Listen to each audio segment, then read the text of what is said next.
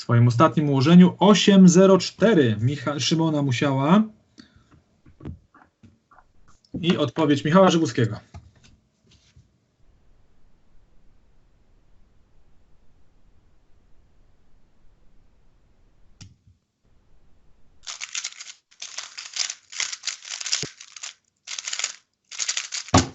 O!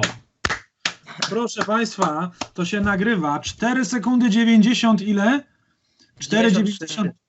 Pokaż nam ten zegar jeszcze raz, żebym ja zobaczył dokładnie czas. Chociaż na koniec, nie? 4,93. Wow!